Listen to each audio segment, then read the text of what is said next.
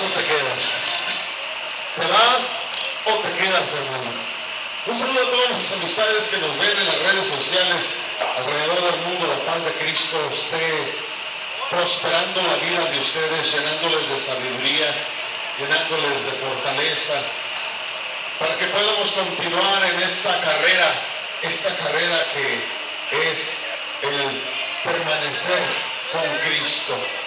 Antes de empezar, vamos a dar gracias a Dios por un día más, por una oportunidad más de poder entregar su palabra, de poder continuar siendo embajadores del reino de los cielos. Padre, en el nombre santo, maravilloso, glorioso de Jesús, pedimos, Señor, perdón por los pecados de este pueblo, perdón los pecados del arrogante, del insensato, del mediocre, del ignorante.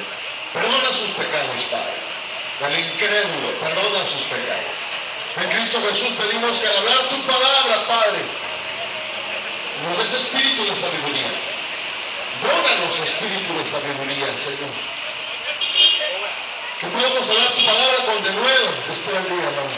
Que podamos hablar tu palabra con denuedo, con autoridad, en espíritu y en verdad.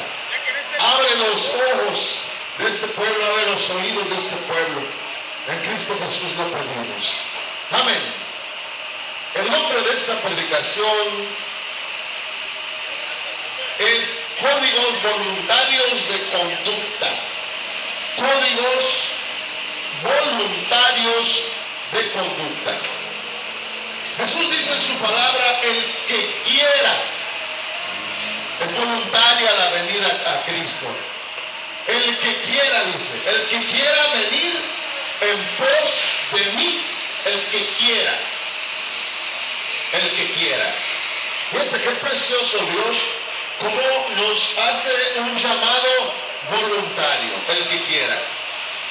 Códigos voluntarios de conducta es algo que se ha perdido. Los códigos de conducta se han perdido. Por donde quiera se oyen palabras altisonantes.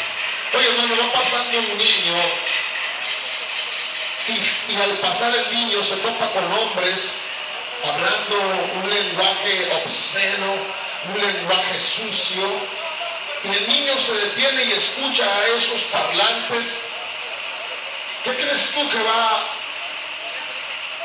a imitar? ¿Qué crees tú que va a copiar de ti? Es tu manera obscena de hablar. Códigos voluntarios de conducta. Jeremías capítulo 12, versículo 5 dice así: si corristes con los de a caballo, si corristes con los de a pie y te cansaron, ¿cómo pues vas a competir con los de a caballo? Y si caes en tierra de paz, ¿cómo te irá en la espesura del Jordán? ¿Qué quieren decir estas palabras? Si corristes con los que compiten, es decir, si corristes con los que compiten a pie y te cansaron los que van compitiendo a pie, no la lograste hacer, ¿cómo quieres ponerte a competir con aquellos que van a caballo, que llevan una segunda fuerza bruta, fuerza bestia, que es la del caballo? Y también dice: y si caes en tierra de paz, es decir, si en esta tierra, que es una tierra de paz, caes, claudicas, eres vencido, eres derrotado, dice, pues ¿cómo te ha de ir en la espesura del Jordán? ¿Cuál es la espesura? En la tormenta, en el pleito verdadero, en la guerra verdadera. ¿Cómo te ha de ir cuando tú estés entre la espesura de los problemas y conflictos que surjan? Pero, ¿por qué digo estas palabras? Porque muchos no hemos entendido que la cristiandad es una carrera. Es una carrera que muchos de nosotros no queremos correr. Nos llamamos cristianos, pero no queremos entrarle a la competencia justa. No queremos entrarle a la competencia sana. No queremos entrarle a la competencia con leyes. Queremos hacer una competencia a nuestra manera, a nuestra forma, a nuestro gusto.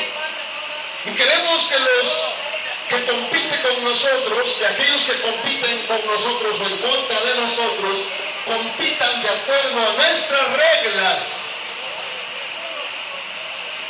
Y es ahí en donde la palabra de Jeremías encaja perfectamente.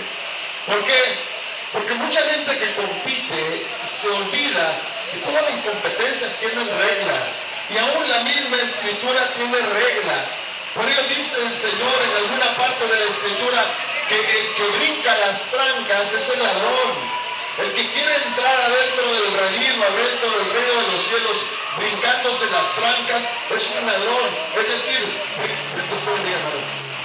brincándose las reglas, brincándose los estatutos, brincándose los parámetros, brincándose los perímetros que Dios ha establecido en su palabra. El tal es un ladrón, es un mal competente, es un mal competidor. Y estos códigos voluntarios de conducta se están olvidando predicar dentro de la iglesia.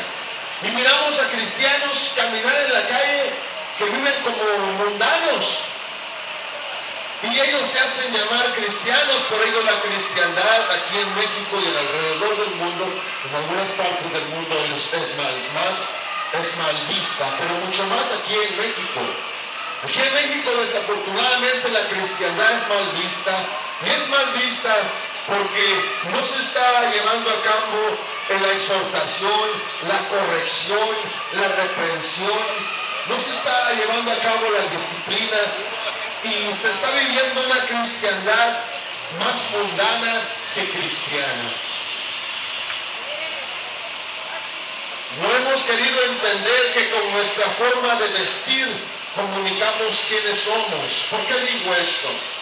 Mira, amado hermano, el código de vestimenta que debe de vestir el cristiano es el código que está escrito en Efesios capítulo 6, versículo 10 en adelante. Ahí nos dice cómo debemos de vestir.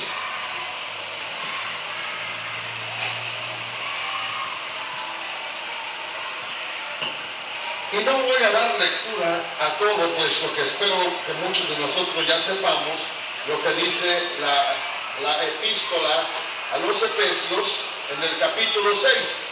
Cuando la epístola a los Efesios capítulo 6, versículo 10 en adelante dice: por lo demás, fortalezcanse en el Señor Jesús y en el poder de su fuerza. ¿Pero dónde está el poder de su fuerza? En su palabra. Revestidos con toda la armadura de Dios, para que puedan estar firmes contra las insidias del diablo. Porque nuestra lucha no es contra carne ni sangre, sino contra principados, contra potestades, contra los poderes de este mundo de tinieblas, contra las fuerzas espirituales de maldad que se esconden en las regiones celestes. Por tanto, tomen toda la armadura de Dios para que puedan resistir el día malo y, habiendo hecho todo, estar firmes. Estad pues firmes, ceñid a vuestra cintura con la verdad, revestidos con la coraza de la justicia y calzados con los pies del apresto del evangelio de la paz, de modo que tomando el escudo de la fe, con el que podamos apagar los dardos encendidos del maligno, tomen el casco, el yelmo de la salvación y la espada del Espíritu, que es la palabra de Dios. Pero muchos de nosotros no estamos tomando la palabra de Dios como deberíamos de tomarla, sino que estamos tomando la palabra de Dios muy a la ligera. Por eso no hemos sabido nosotros vestir el evangelio, vestirlo con dignidad, hermano. Mira, hermano, hay un carácter en el cine mexicano que se llama Cantinflas. Y ese Y no estoy hablando de estoy hablando de la persona que él caracterizaba. Él caracterizaba a un mamarracho, hermano. Un mamarracho por completo, que pretendía traer una gabardina, un traje, un smoking, y es así como muchos se están vistiendo en la actualidad. Han alterado, amado hermano, han alterado con sus propias tijeras, con sus propias máquinas de coser, la preciosa vestimenta que tenemos nosotros, los cristianos, que vestir. ¿Por qué? Bueno, porque muchos no nos hemos dado cuenta que vivimos en una era de competencia. Vivimos en una era de competencia en donde queremos vestirnos lo más rápido posible. Pero no solamente queremos vestirnos lo más rápido posible, sino también queremos vestirnos con la ropa sofisticada. Hemos querido sofisticar el Evangelio. Hemos querido alterar el Evangelio. Mira, hermano, yo no tengo nada en contra de la ropa, de la moda. A mí me gusta, en lo personal, el corte del pantalón italiano. Es un corte precioso, elegante, clásico, que no pasa de moda. Bueno, de la misma manera han querido reducir el Evangelio. ¿Por qué? Porque en esta competencia piensan que el que llegue primero es el que gana. ¿Cuántos jóvenes no han entrado a los institutos bíblicos? ¿Cuántos jóvenes no han entrado a las universidades? ¿Cuántos jóvenes no han entrado a las academias? Han salido de ellas graduados, pero han salido de ellas graduados para entrar a trabajar lo más pronto posible en el gobierno y corromperse, volverse igual o peor que los que ya estaban trabajando dentro del gobierno, volverse igual o peor que los pastores que ya estaban trabajando dentro de esa iglesia, adoptando sus costumbres, adoptando sus mañas. Muchos de ellos abren iglesias por otras partes, iglesias contaminadas, contagiadas con las modas y modismos y las costumbres del mundo. ¿Cuántos de ellos? Y los miramos, pastores jóvenes de 35 años, de 38 años, de 40 años, de 42 años, que apenas están adquiriendo experiencia y ellos ya se creen unos grandes pastores, buscando la popularidad, buscando la mega iglesia, buscando la vanidad, lo banal del mundo, queriéndose vestir como se visten los empresarios, queriéndose vestir como se visten las celebridades de cine, queriéndose vestir como se visten, amado hermano, los políticos hasta cierto punto, y no vistiendo la verdadera vestidura que tiene el Evangelio, una vestidura de poder. En Hechos capítulo 13, versículo 25, dice estas palabras: cuando Juan estaba a punto de terminar su carrera, decía, ¿quién pensáis que soy? ¿Cuál Juan? Juan Bautista.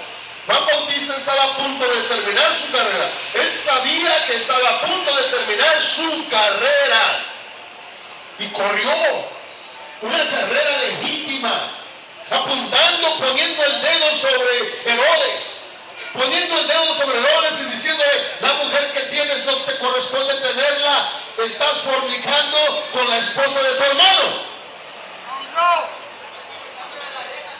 Los actos que hace son hechos corruptos.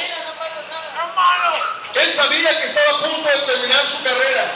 Él sabía que estaba a punto de terminar su carrera y por lo tanto a él no le importó denunciar el pecado que estaba cometiendo la autoridad suprema en ese momento, Herodes. En la actualidad, muchos predicadores que se dicen ser pastores no se atreven a apuntar el dedo a nuestros presidentes, a nuestros gobernadores, a nuestros alcaldes, a nuestros diputados. No se atreven a decirles: lo que estás haciendo está mal. Oye, diputado, oye, senador, oye, político, se supone que tú eres una persona que se está sentando en los lugares altos de nuestro gobierno, y se está sentando en los lugares altos de nuestro gobierno porque creemos que eres una persona eminente, es decir, estás ocupando un puesto de eminencia. Pero ¿cómo estás tratando ese asiento de eminencia?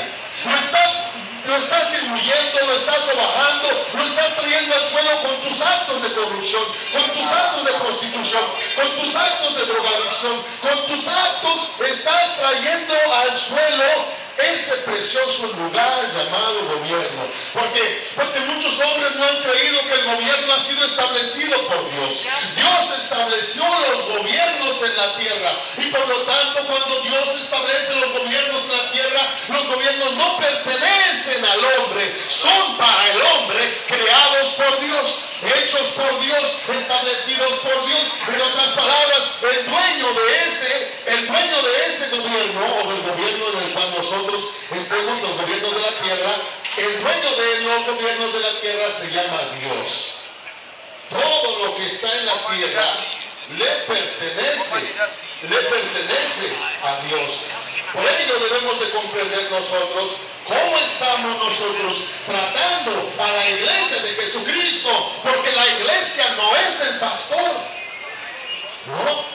La iglesia no es mía, ni es de ningún hermano. La iglesia es de Jesucristo. Jesucristo fue el que derramó su sangre, el que dio su vida a cambio de que viniera a tomar vida la iglesia de Jesucristo. Por ello miramos entonces que Juan sabía que iba a terminar su carrera y pregunta: ¿y quién piensan que soy? ¿Que soy yo? ¿Quién piensan que soy yo? Y él dice: yo no soy el Cristo, mas he aquí viene tras de mí uno de quien no soy digno de desatar las sandalias de sus pies. Él mismo no se consideraba digno, él no se consideraba nadie, siendo él uno de los mayores en la palabra. En Hechos capítulo 20, versículo 24 encontramos estas palabras. Dice: pero en ninguna manera estimo mi vida como valiosa para mí mismo, a fin de poder terminar mi carrera y el ministerio que recibí del Señor Jesús para dar testimonio. Y estas palabras las escribe Pablo. Dice claramente, oh hermana, muchas gracias, Dios le bendiga. A fin de terminar mi carrera y el ministerio, a fin de terminar mi carrera. Dios te bendiga, hermano, la paz de Cristo esté contigo. Dios bendiga. A fin de terminar mi carrera. Hermano, cuando un político empieza a trabajar, es una carrera la que está haciendo. Y es una carrera que debe de hacer legítima. Va a encontrar oposición en la carrera. Ninguna carrera que se hace en la tierra es fácil. Siempre hay que esforzarse. Siempre hay que dar lo mejor.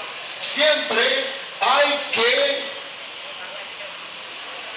dar lo mejor en esa carrera. Es decir, poner todo el esfuerzo. Y así nosotros, amado hermano. Por eso la iglesia de Jesucristo está siendo vituperada, está siendo echada a un lado, está arrojando, es como un mar en movimiento, la falsa iglesia, es como un mar en movimiento que está arrojando, amado hermano, está arrojando una gran masa de cristianos deformes. Está arrojando una gran masa, una gran espuma de cristianos mal formados, de cristianos que no se han convencido que es la palabra de Dios, que es la palabra de Dios la que fortalece, la que cambia, que es mi mensaje de nada sirve, hermano. Todo lo que yo te pueda hablar por mi cuenta no te va a hacer entender como lo hace la palabra de Dios. Pablo decía, continúa mi carrera, yo no soy digno, no soy digno. Y de la misma manera debemos de entender nosotros que no debemos de estimar nuestra vida como valiosa. Y si hay algún valor, la hay en Cristo. Y también continúa diciendo para el ministerio que recibí del Señor Jesús para dar testimonio solemnemente del Evangelio de la gracia. Solemnemente del Evangelio de la gracia de Dios. Y en 2 de Timoteo encontramos esto.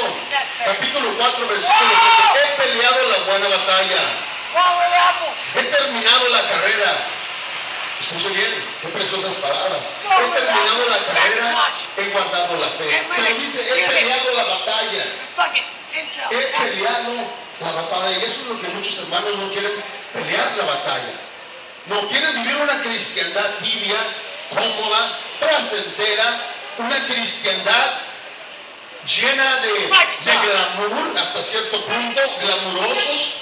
Photoshop. Ahora el predicador quiere andar con un supercarro, quiere traer las mejores ropas, rodearse de los políticos del pueblo, de las personalidades del pueblo, rodearse, amado hermano, nómbrelo usted y examínelo.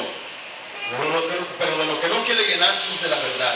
En 2 de Timoteo capítulo 7 encontramos esto: he peleado la buena batalla, he terminado la carrera, he guardado la fe. Y en Hebreos capítulo 12 versículo 1 dice estas palabras: puesto que tengo en derredor nuestro la gran nube de testigos, despojémonos también de todo peso y del pecado que tan fácilmente nos envuelve. Escuche bien, que tan fácilmente nos envuelve.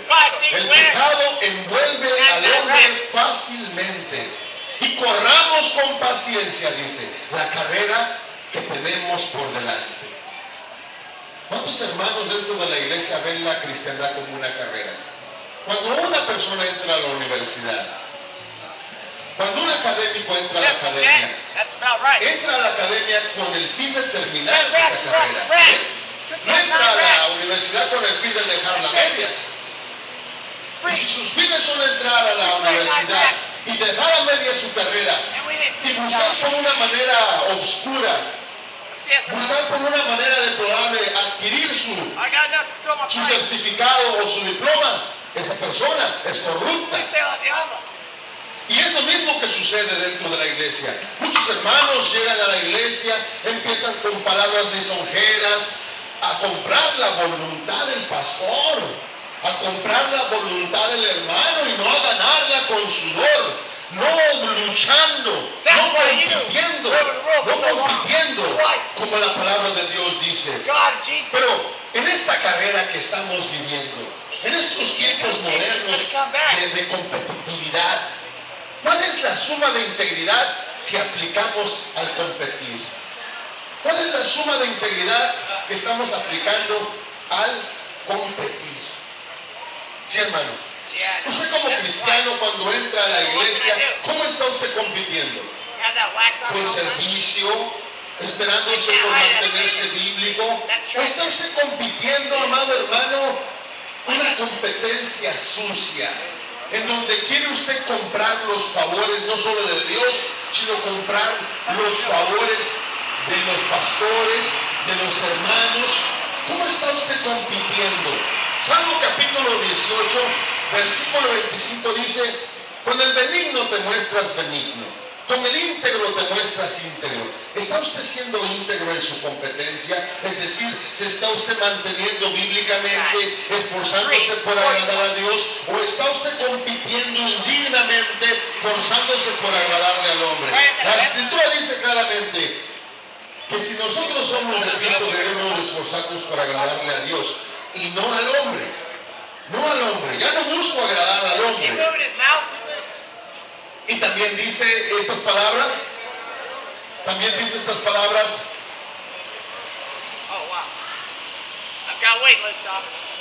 En el Salmo capítulo 19, versículo 13, dice: guarda también a tu siervo de pecados, de soberbia, que no se enseñoreen de mí.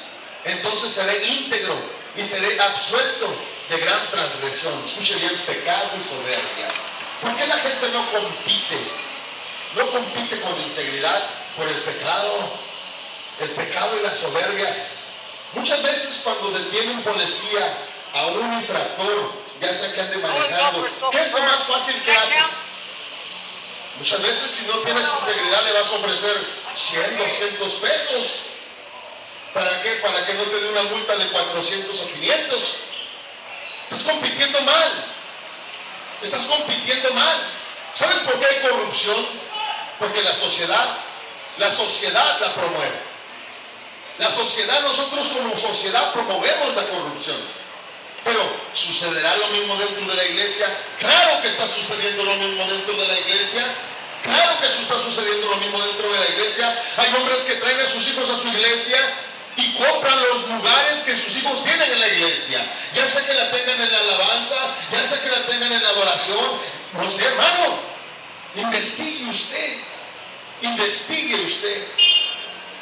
se han enseñoreado, el pecado se ha enseñoreado de esas personas. ¿Por qué? A causa de la soberbia. A causa de la soberbia, muchos de nosotros no estamos queriendo competir, como la palabra de Dios dice. Pastores, políticos, generales, comandantes, oficiales, doctores, estamos viviendo vidas disfuncionales. Hay mucha gente viviendo una vida disfuncional. Un hombre que tiene problemas de alcoholismo vive una vida disfuncional. Un hombre que tiene problemas con la drogadicción vive una vida disfuncional. Un hombre que practica la homosexualidad vive una vida disfuncional. Es decir, que no puede funcionar. No puede funcionar. Y si algo que no puede funcionar está operando, ¿cómo estará operando? Nuestro gobierno se ha llenado de homosexualidad, de alcohólicos, de drogadictos. Oye, hermano, ellos tienen la facultad de tener cocaína de nombre, hermano, que no pueden tener. Y lo mismo sucede dentro de nuestra iglesia. Hay pastores viviendo vidas disfuncionales.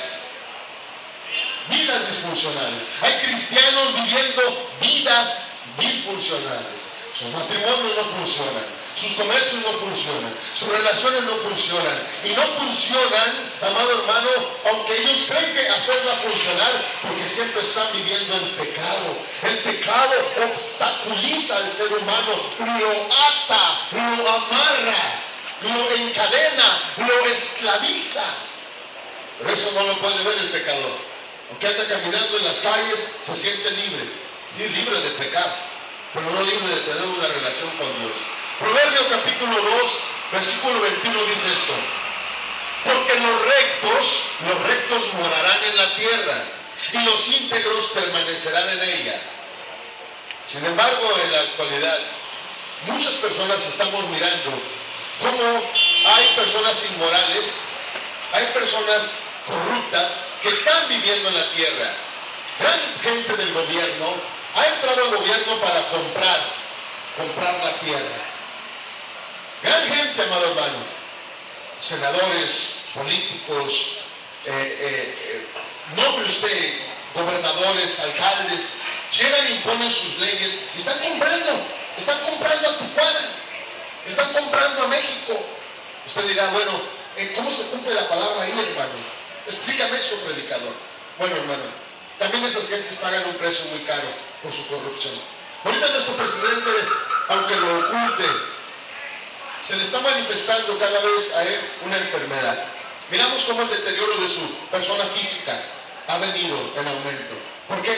Porque así es. Acabamos de leer, con el íntegro te mostrarás íntegro, pero con el perverso también te mostrarás perverso. Dios no puede ser burlado. Todo lo que el hombre siembre, eso va a cosechar.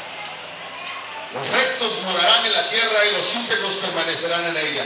Proverbios capítulo 10, versículo 29 dice: fortaleza para el íntegro es el camino del Señor. Fortaleza, dice, para el íntegro es el camino del Señor, pero ruina para los que obran iniquidad.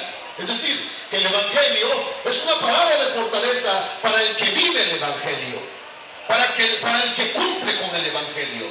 Pero el Evangelio también es una ruina para aquellos que tuercen el Evangelio, para aquellos que corrompen el Evangelio, para aquellos que le dan más importancia a su interpretación personal que a la interpretación que ya tiene en sí la palabra de Dios. La palabra de Dios no necesita que tú la interpretes, ella se interpreta por sí sola. La palabra de Dios no necesita que tú le ayudes. Al contrario, ella te ayuda a ti. La palabra de Dios no necesita que tú la limpies, que tú la cambies, que tú la alteres. La palabra de Dios no necesita nada de ti ni de mí. Somos nosotros los que necesitamos de ella. Somos nosotros los que necesitamos de la palabra de Dios. Somos nosotros. Pero nosotros mismos somos los que hemos torcido la Escritura. A nosotros mismos es el pecado que nos tiene atado, lo que no nos ha podido disfrutar de una iglesia en sanidad, de una iglesia en santidad, de una iglesia limpia, de una iglesia próspera, unida, fortalecida. La verdad fortalece, hermano. La verdad es extremadamente atractiva. La verdad es seductora hasta cierto punto. Aún el perverso es atraído por la verdad, ¿sabía, hermano? Aún el perverso pone a ver a Alice a ver qué está diciendo este. Mira al molero, si no, pregúntale. Pregúntale a tu compañero de al lado, pregúntale si no.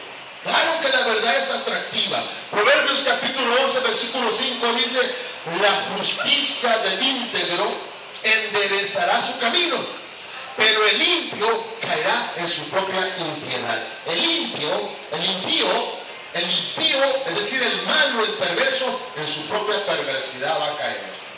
Y si no, ahí lo mirarás al pasar de los años, viejo, sin hijos, con los hijos sin hijos, olvidado por sus hijos, olvidado por sus nietos, olvidado por sus hermanos. ¿Por qué? Por perverso. Hermano, la juventud es muy corta. Yo creo que la vejez es más larga, hermano, es más duradera la vejez que la juventud. Por eso, hoy que estás joven, asegúrate de sembrar buena semilla. Porque si tú estás sembrando odio va a venir a tu vida. Tú estás sembrando semillas de infidelidad vendrá a tu vida. Tú estás sembrando semillas de burla vendrá a tu vida. Tú estás sembrando cualquier semilla que siembres, de esa andarás cosechando. Así está escrito en la palabra de Dios.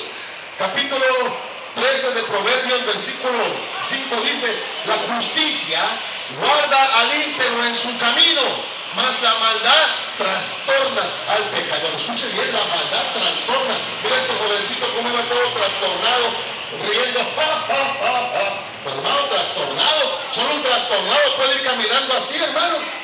¿Por qué? Porque está lleno de pecador, hermano. El pecador está trastornado, vive una vida trastornada. Entiéndelo. Y a eso ha venido Jesucristo, a sacarte de tu trastorno, porque la vida en sí es una competencia. Desde que surge la relación sexual, desde ese momento empiezan a competir millones de espermas, empiezan a competir por querer llegar a ese óvulo. Millones de ellos salen en la competencia. Desde ese momento empieza nuestra competencia. Y lo mismo es en la cristiandad. Esta competencia no termina hasta el día que mueres. Tienes que luchar en contra de la maldad. Tienes que luchar en contra del pecado. Tienes que luchar. ¿Por qué? Porque la vida, amado hermano, tiene dos caminos: o el infierno o el cielo. Y tú eliges. Tú eliges. Para competir, amado hermano, la ida al infierno no es necesario que compitas. La ida al infierno es gratis, sin competencia. Ahí no tienes que esforzarte. Ahí no tienes que competir. Ahí no tienes que ser ético. Ahí no tienes que ser moral. Ahí no tienes que ser valiente. Los cobardes, el infierno está lleno de cobardes, de gente antiética, de gente inmoral que habla malas palabras en la vía pública, de borrachos que caminan en la calle en la vía pública, de alcohólicos, de drogadictos. Como ya te he dicho antes, el infierno no distingue personas. Si eres rico, si eres pobre, si eres rey, si eres coronel, si eres gendarme, si eres soldado raso, si eres capitán, si eres general, si eres príncipe, si eres princesa, si eres doctor, si eres esclavo, si eres licenciado, si eres abogado, si eres un simple proletario. Ahí hay lugar para todos ellos. Hay lugar para todos ellos. Si eres moreno, si eres negro, si eres café, si eres blanco, si eres chino, si eres americano, si eres japonés, si eres inglés, si eres europeo, si eres de España, si de donde seas, hermano, ahí encuentras. De todas las nacionalidades recibe el infierno. Es como a las 18, hermano, tú sabes, ¿verdad? Tú sabes lo que te estoy hablando. Es como a la mala 18. De todo, bienvenido de todo. ¿Sabes por qué es 18? 6 por 3, 18. Así es, hermano.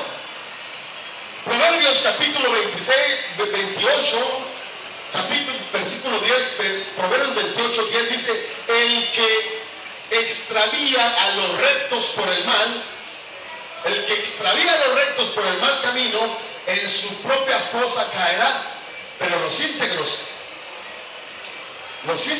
heredarán el bien. Mucha gente, ¿por qué ha heredado la maldad? Oye, hermano, la pobreza es una maldad.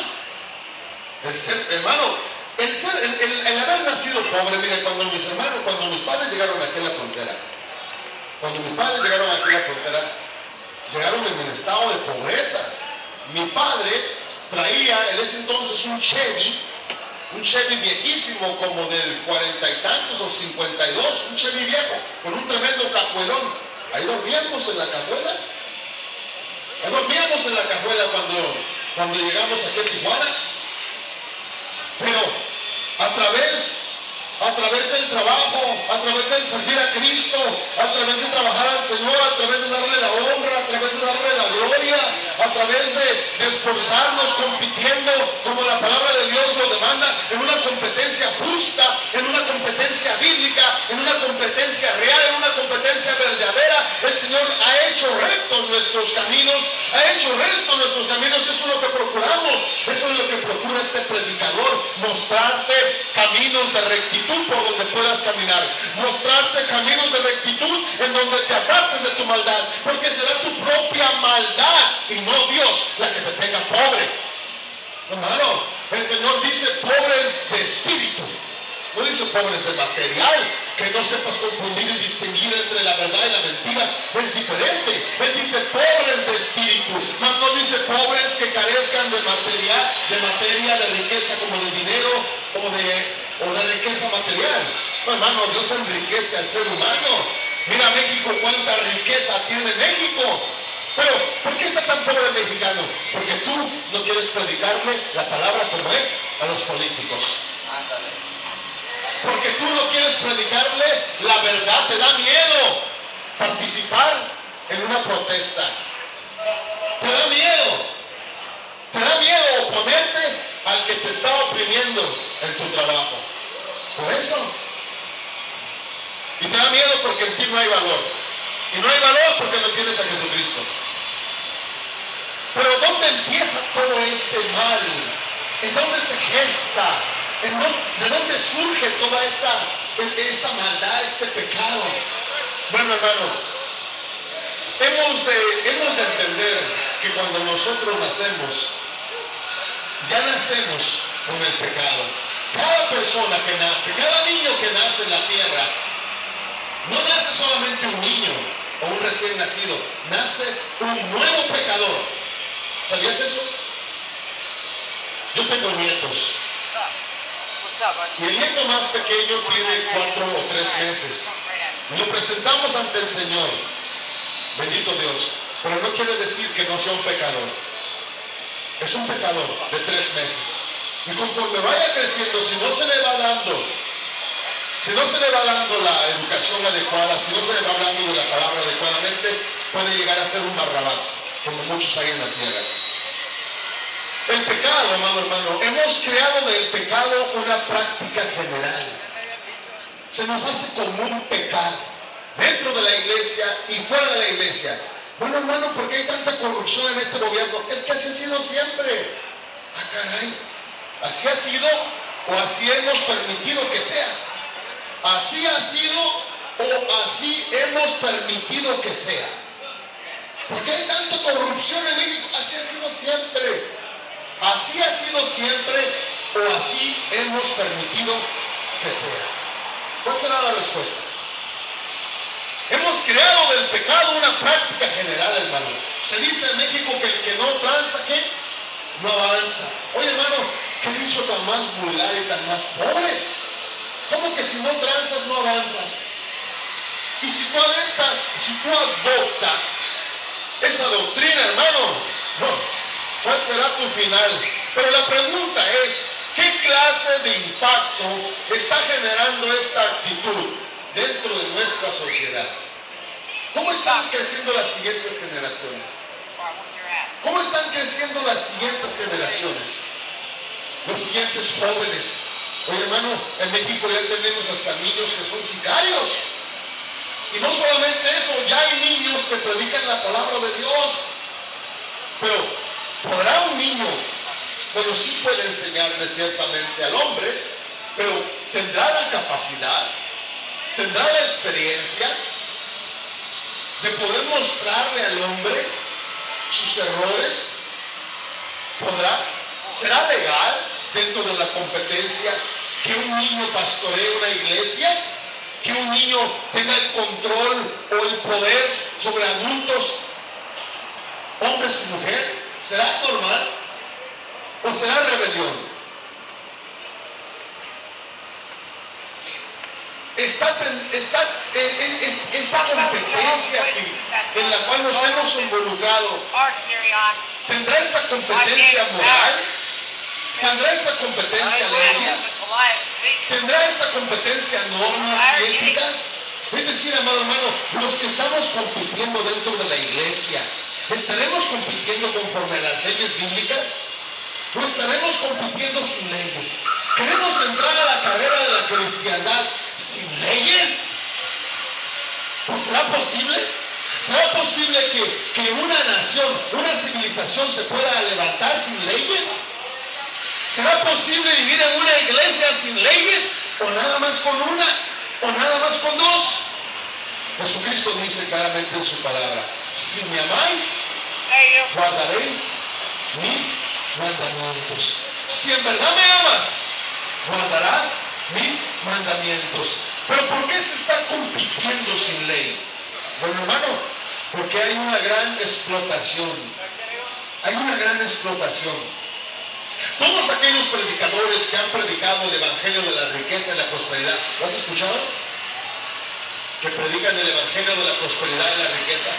Y ven y serás rico, y ven y deja la pobreza. No.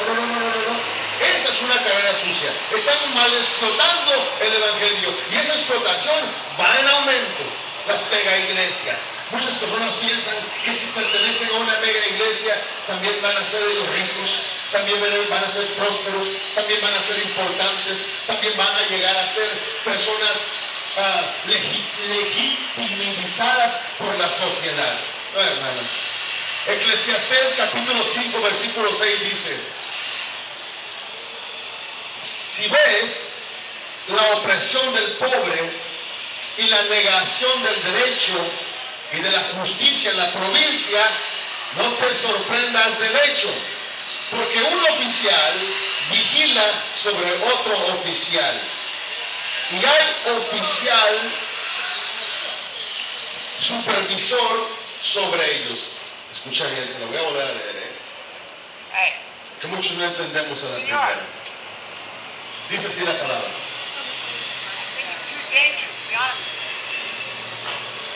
si ves la opresión del pobre, es decir, si tú estás mirando que los pobres están siendo oprimidos, como lo estamos mirando, ¿por qué? ¿Por qué estamos viendo la opresión del pobre?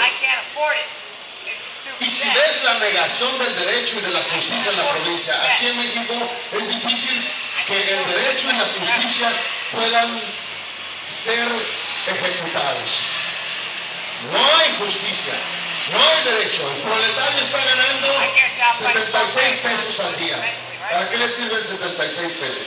Eso es inhumano. Hay opresión. ¿Pero por qué hay opresión? Dice: no te sorprendas de que haya opresión, ni te sorprendas de que no haya derecho, ni te sorprendas de que no haya justicia. Porque un oficial, un agente de gobierno, vigila sobre otro agente de gobierno. Y hay agentes de gobierno que están supervisando a los agentes de gobierno. Es decir, amado hermano, que si anda un oficial por aquí y sabe que en una esquina están vendiendo, hay un narcomenudeo, y ese oficial llega y recibe soborno del narcomenudista, ese soborno que él recibió tiene que entregar parte de ese a otro oficial, y el oficial que lo recibió tiene que dar parte a otro oficial arriba de él, y si hay alguien más arriba de ese tercero, tiene que darle a un cuarto. Es decir, que por esa causa no hay derecho, no hay justicia, y aumenta la opresión. Y lo mismo sucede dentro de la iglesia. Lo mismo está sucediendo en diferente manera, en diferente forma, pero lo mismo está sucediendo. Hay lugares en venta. Donde quiera que usted vaya hay un lugar en venta. con parquímetros. ¿Qué le están vendiendo a usted? El estacionamiento. Eso que le están vendiendo. Hay lugares en venta, dentro y fuera de la iglesia. Eclesiastés capítulo 7, versículo 7 dice: ciertamente la opresión enloquece al sabio y el soborno corrompe el corazón. Ahora se explica a usted por qué nuestros gobernadores, nuestros políticos han enloquecido por tanto soborno que han recibido, por tanta opresión. Por eso hay tanta opresión, porque el enloquecimiento en su carrera, la carrera de corrupción que ellos están corriendo, no hay espacio para la verdad, no hay espacio para que ellos puedan enmendar su camino, y no hay espacio porque quizás no hay alguien que les esté predicando el evangelio, y cuando ellos van a una iglesia no escuchan palabra de corrección. Ahora, esta clase de sujetos han encontrado en la ley un impedimento. Se preguntará usted, bueno, pero ¿por qué ellos que representan la ley? ¿Por qué el pastor que representa o debe de representar una ley y una autoridad? ¿Por qué? ¿Por qué no respeta la ley y la autoridad que está en la palabra? Bueno, nuestro gobierno no respeta la ley porque en ella ve un impedimento. Un impedimento. No ve en ella una ventaja. Pero si una sociedad no tiene el poder de criticar a su gobierno, a su pastor, entonces esa sociedad o esa iglesia se pudrirá en el error, hermano. Oh sí, amado hermano. Hay una iglesia que va directamente al infierno. Sabemos muy bien lo que dice la Escritura acerca de los reyes, de los príncipes. Sabemos muy bien lo que dice la palabra de Dios acerca de los gobernadores. Miren lo que dice. Vean lo que dice la Escritura en el Salmo.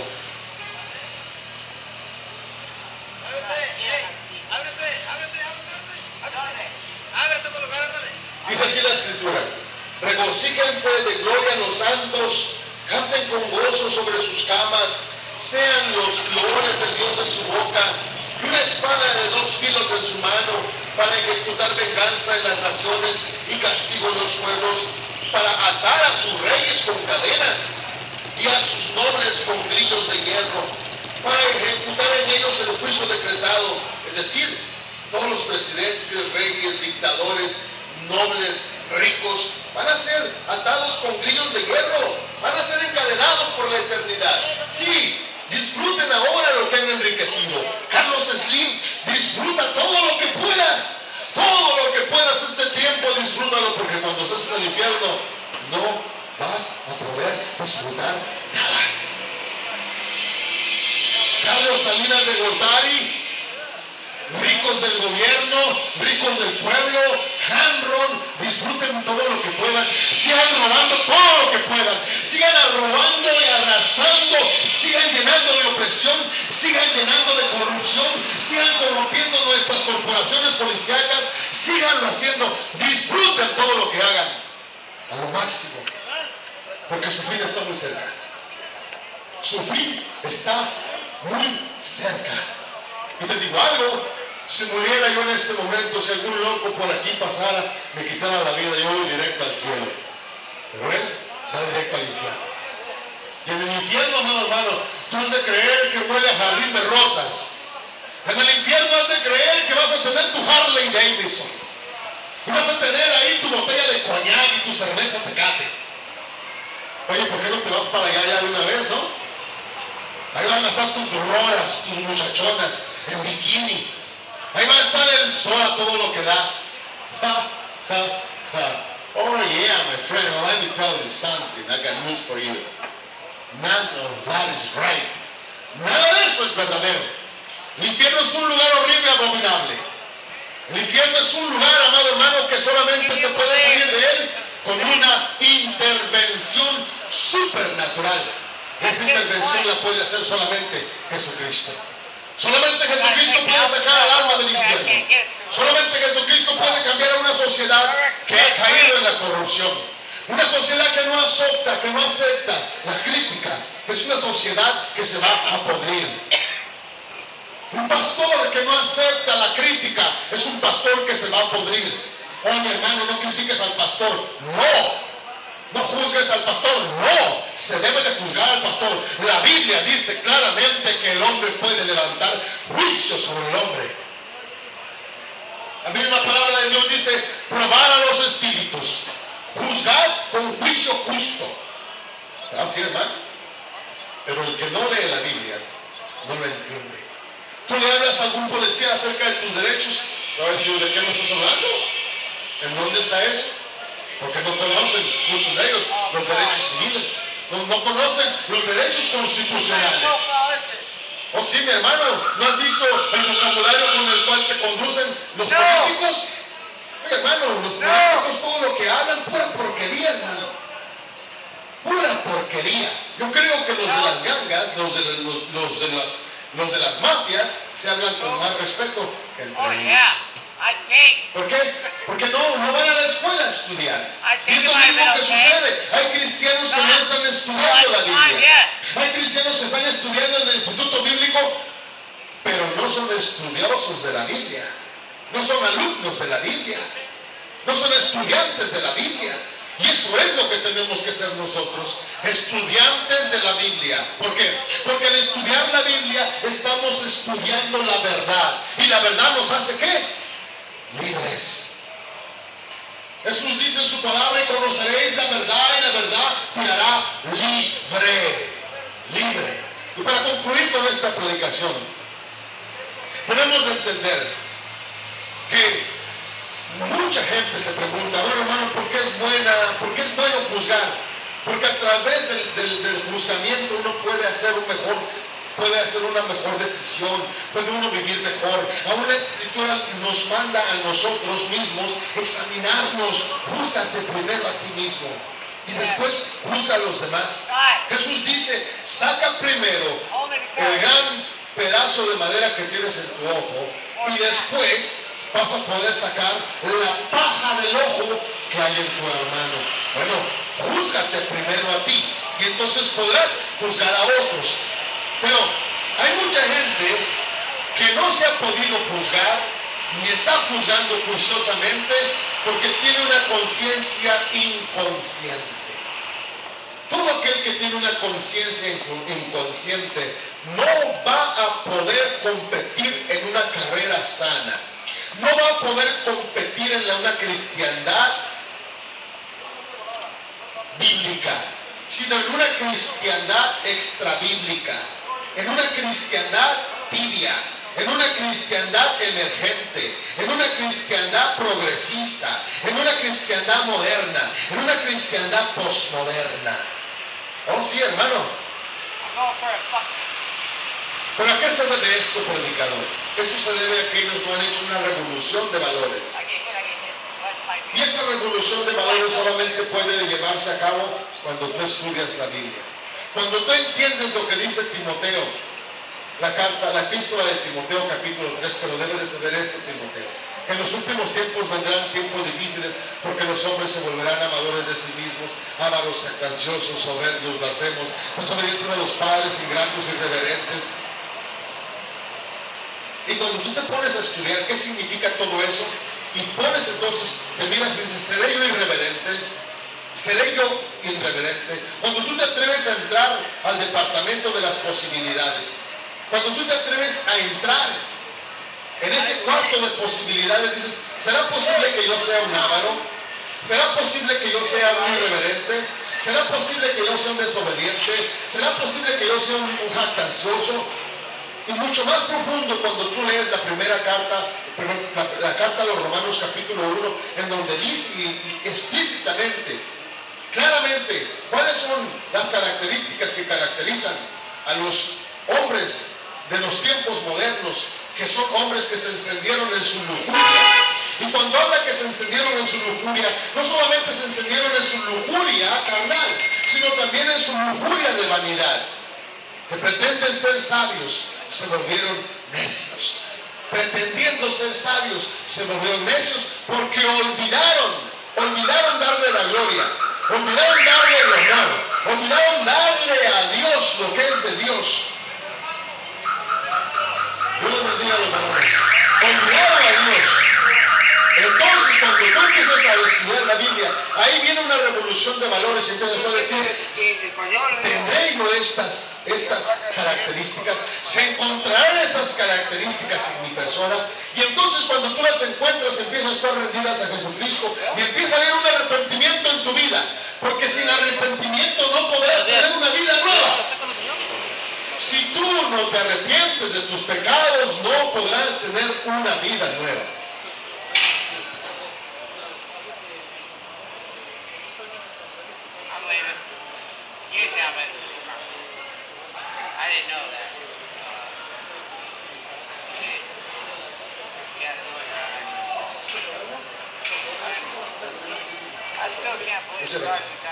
Así es, amado hermano.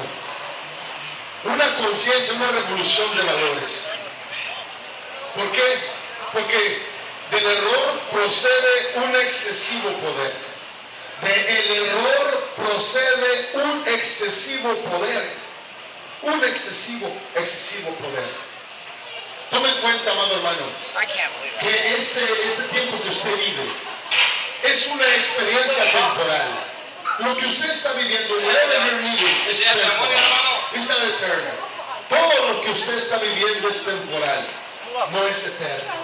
La carne volverá de donde ha sido tomada. La ley de la carne es podrirse.